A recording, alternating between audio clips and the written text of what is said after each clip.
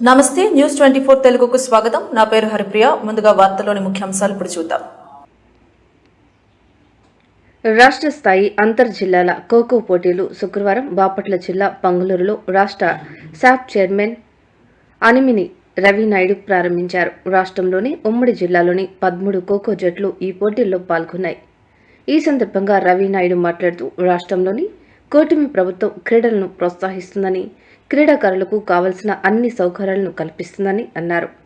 క్రీడాకారులకు ఇచ్చే ఇన్సెంటివ్లను గత ప్రభుత్వంలో ఇవ్వలేదని, కూటమి ప్రభుత్వం వచ్చిన తర్వాత 19 కోట్లను విడుదల చేసినట్లు రవినాయుడు పేర్కొన్నారు. ఈ కార్యక్రమంలో రాష్ట్ర ఖోఖో అసోసియేషన్ చైర్మన్, సెక్రటరీ మేకల సీతారామరెడ్డి, అసోసియేషన్ సభ్యులు, బాపట్ల జిల్లా డిఎస్ఓ, క్రీడాకారులు పాల్గొన్నారు. రావాలని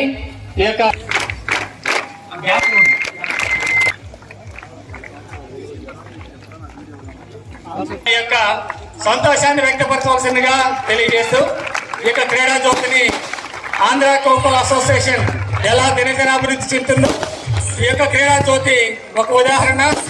ఇంకా అనేక మంది అంతర్జాతీయ క్రీడాకారులు ఈ ఆంధ్ర ఖోఖో అసోసియేషన్ ద్వారా అంతర్జాతీయ పోటీల్లో పాల్గొని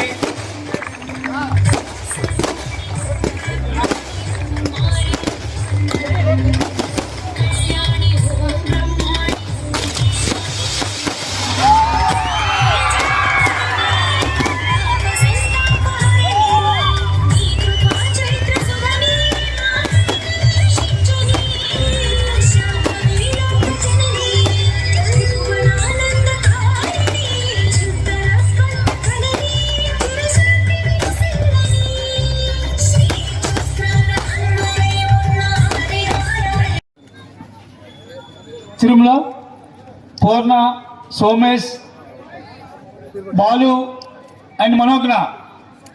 Please report at mic point. All officials.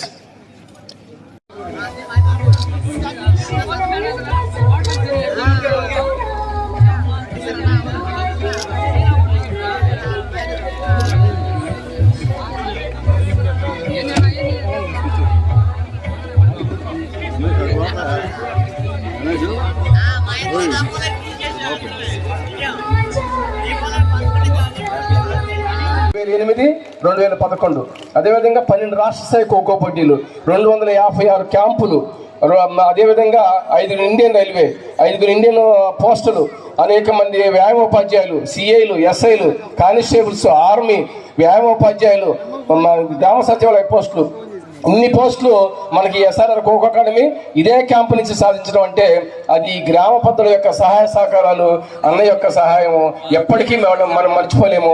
వాళ్ళకి నా జీవితాంతం ఎప్పటికీ నేను రుణపడి ఉంటానని చెప్పేసి తెలియజేస్తున్నాను. ఎందుకంటే ఈరోజు ఒక క్యాంప్ చేయాలంటే చాలా కష్టం, ఒక టోర్నమెంట్ చేయాలంటే చాలా కష్టసాధ్యం.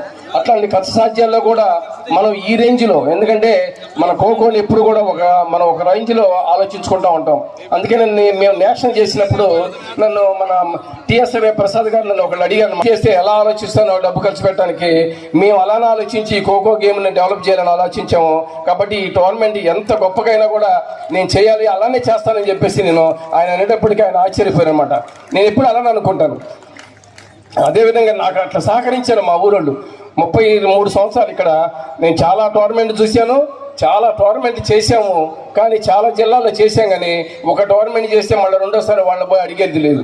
కానీ మా ఊర్లో ఈ పంగులూరులో మేము 33 సంవత్సరాల్లో 256 క్యాంపులు, 12 స్టేట్ మీట్లు, 3 నేషనల్స్ అంటే ఈ రోజు గ్రామ పెద్దలు ఏ రోజు కూడా నేను మనసులో ఒక భయం ఉండదు నాకు. ఆ భయంతో నేను ఏమనుకుంటానని అడుగుదాం అనుకుంటాను. కానీ వాళ్ళు మనం అడగడంతో ఏ రోజు కూడా అసలు కాదనకుండా చెయ్యి, మీకెందుకు మేము ఉన్నామని చెప్పేసి.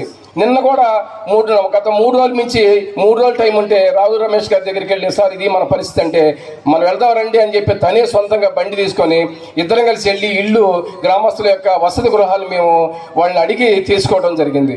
ఇట్లా ప్రతి ఒక్క గ్రామస్తులు వసతి గృహాలు, ఇదిగో ఈ టోర్నమెంట్ ఇక్కడ ఆడిటోరియం వెనక టాయిలెట్స్, నేషనల్స్ అప్పుడు ఎదురుగా చర్చ్ క్యాంపస్లో టాయిలెట్స్, హై స్కూల్లో టాయిలెట్స్, బోధవాళ్ళ టాయిలెట్స్. ఒక నేషనల్స్కి మేము అన్ని చోట్ల తిరిగి గడయ్యన్నయ్య మొత్తం చోట టాయిలెట్స్ కట్టించాడు ఆ రోజు, ఓన్లీ నేషనల్స్ కోసం.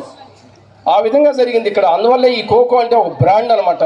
మనం ఆ బ్రాండ్ని ఎప్పుడు కూడా పైకి తీసుకెళ్ళాలి, ఖోఖోని ఒక స్థాయికి పెంచాలని కోరుకుంటున్నాం. దానికి అదే విధంగా ఈ సంవత్సరం అంత స్థాయికి రావడానికి కారణం, నేను ఇంకా బాగా చేయాలనుకునే కారణం, ముఖ్యంగా నేను నా మనసులో ఒక చిరస్థాయికి నిలిచిపోయే ఒక వ్యక్తి ఉన్నారు ఇక్కడ. అది ఆయన అనిమి రవినాయుడు గారు. ఎందుకంటే రవినాయుడు గారు నేను ఫస్ట్లో వచ్చినప్పుడు షాప్ డైరెక్టర్గా అయినప్పుడు గతంలో ఉన్న వ్యక్తితోటి నేను ఎప్పుడు ర్యాపోర్ట్ లేదు నాకు అసలుకి. నేను ఒక్కసారి వెళ్ళాను, కనీసం 2 గంటలు బయట కూర్చోబెట్టారు. నేను ఆ రోజు వెనక్కి వచ్చేసాను. నేను అప్పటి నుంచి ఏ రోజు కూడా నేను షాప్ కింద డైరెక్టర్ గడప తొక్కలేదు. నేను మన రవినాయుడు గారు అయిన తర్వాత ఫస్ట్ వెళ్ళిన తర్వాత ఆయన మాటలు, ఆయన చెప్పిన విధానాలు చూసి నేను ఇన్స్పైర్ అయ్యాను ఒక విధంగా. తర్వాత ఆయన సార్ ఇట్లా ఉంటుంది అట్లా ఉంటుంది అని చెప్పేసి, నేను ఒక చిన్న పొరపాటు చేస్తే నాకు ఒక ఫోన్ చేశారు. సార్ రెడ్డి గారు మీరంటే నాకు చాలా రెస్పెక్ట్ పెరిగింది, మీరు ఎందుకు ఆ తప్పు చేశారంటే, సార్ నా జీవితంలో ఇంకెప్పుడు అలా చేయను సార్, నాకు తెలుసో తెలియకో జరిగిపోయిందని చెప్పేసి నేను ఆయనకి ఎక్స్క్యూజ్ చేయమని అడిగాను అనమాట. అంటే ఆయన అంత కేర్ తీసుకున్నాడు మన మీద, మన ఖోఖో మీద ఆయన అంత రెస్పెక్టివ్గా ఫీల్ అయ్యాడు. అదేవిధంగా ఆయన ఈరోజు నాకు ఒక కోరిక ఉండేది. 33 సంవత్సరాల క్రితం అనుకున్నాను, నేను ఇక్కడ జాయిన్ అయిన తర్వాత ప్లేయర్స్ 2 పనులు చేయాలి. 1 ఆడాలి, 2 చదవాలి. మనం ఆడతాం బాగా, కానీ చదవటం అంటే మనకు ఆ టైం చాలదు. కొంత ఈ గేమ్ మీద కాన్సన్ట్రేషన్ వెళ్ళిపోయి చదువులో కొంచెం వెనకబడి ఉంటాం. అయితే మనం ఈ టైంలో మనకి జాబులు రావాలంటే ఎలా రావాలి, అట్లా కాకుండా మనకు డైరెక్ట్గా జాబ్ ఇస్తే సర్టిఫికెట్ మీద ఎంత బాగుంటుందని చెప్పేసి నేను 33 సంవత్సరాల క్రితం అనుకున్నాను. అది 33 సంవత్సరాల తర్వాత ఈరోజు ఈ గవర్నమెంట్లో మనకి రాజకీయాలు అనేది మేము మాట్లాడలేదు, నాకు సంబంధం లేదు అసలుకి, నేను దానిలోని కాదు. కానీ ఈరోజు 33 సంవత్సరాల తర్వాత ఈ గవర్నమెంట్లో చంద్రబాబు నాయుడు గారి యొక్క సహాయ సహకారాలతో, అనిమిని రవినాయుడు గారి యొక్క ప్రోత్సాహం, ఆయన యొక్క ఇంట్రెస్ట్ తోటి మనకి డైరెక్ట్గా 420 పీఈటీ జాబులు సర్టిఫికెట్ మీద వాల్యూతో రావడం అనేది నేను ఎప్పటికీ మర్చిపోలేను. మీ ఆజన్మంతో నేను క్రీడాకారులు చెప్తాను, ఇలాంటి అవకాశం వచ్చిన గవర్నమెంట్కి, ముఖ్యమంత్రి గారికి, లోకేష్ గారికి, అదేవిధంగా ముఖ్యంగా మన రవినాయుడు గారికి మనం ఎప్పటికీ రుణపడి ఉండామని చెప్పేసి నా అభిప్రాయం. ఎందుకంటే ఆయన ఈరోజు నేను వెళ్ళినప్పుడు 2 సంఘటనలు జరిగింది అనమాట.